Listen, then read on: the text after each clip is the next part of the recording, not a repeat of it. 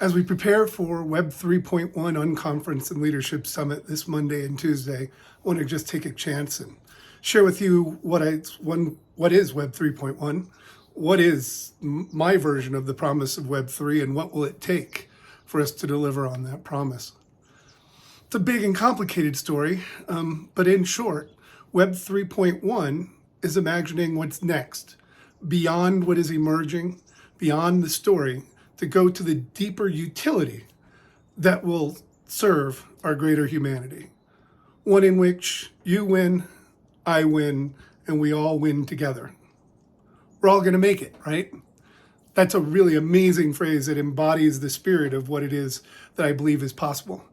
In fact, that sense of co-elevation, that the rising tide lifts all boats, will support us all as it gets stronger and better, is really at the heart of what I view as Web 3.1, which is where we want to turn the conversation back from speculation and financial craziness, which is wonderful at the beginning of these new eras with new opportunities.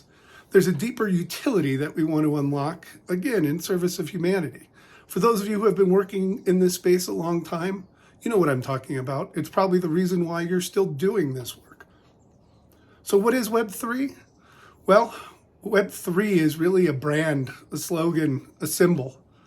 It's not a thing so much as it is a concept, a symbol that can drive us to a movement. Now, while decentralization is a big part of the movement and the discussion, it's one element of the technology, and it describes a facet of the engineering, not so much the element of the humanity to it.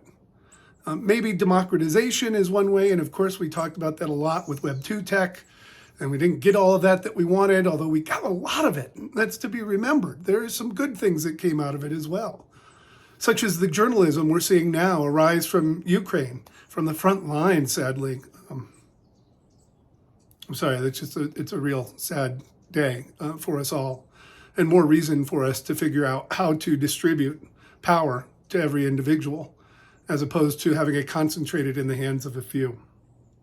But I digress a little bit. What is Web 3? Web 3 is a group of technologies, some of which haven't even been invented or fully figured out yet. Web 3 is a place where people can come together to think about what's next. And really, again, that's Web 3.1. It's a little cheeky, I guess, as we've said, but not entirely, because we have to think about what's beyond this. We have to think about how this technology is going to serve everyday people, what the world is going to look like when Web 3 technology is pervasive as the very mobile phone that I'm using, the smartphone that I'm using to record this right now out on my balcony. What is Web 3?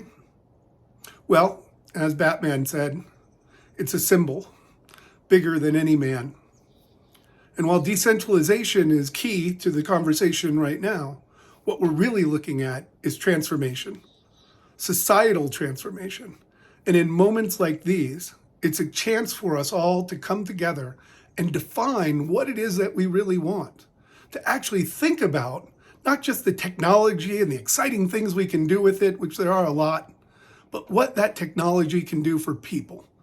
And so that's the conversation we want to have with Web 3.1. That's the conversation we want to have around Web 3 more broadly. But we need to actually put our intentions to shaping it. We need to put our energy into that outcome. We need to put our energy into thinking about society, not just ourselves and the technology. What is Web 3.1? Web 3.1 is whatever we want to make it. But as with Web 2 and the rise of social media that we played a little part in, it's a moment in time in which the world is going to have to learn anew how to interact with one another, where we're not only just transforming the way we transfer value between people across electronic networks, but we're transforming the very socioeconomic infrastructure of our society. And that gives us a chance today to create a more inclusive economy, to create a more inclusive society, and to make sure that we actually can survive as a species. And at this moment, particularly here at the outbreak of, I hope this isn't World War III, but at this moment in particular, with the earth warming the way that it is, With the wild weather and climate changes that we're experiencing, we can make a difference. And this is a chance for us to come together and design that difference and create that difference and do that in service of ourselves and our greater humanity. I hope you can join us on Monday and Tuesday for Web 3.1 Unconference and Leadership Summit.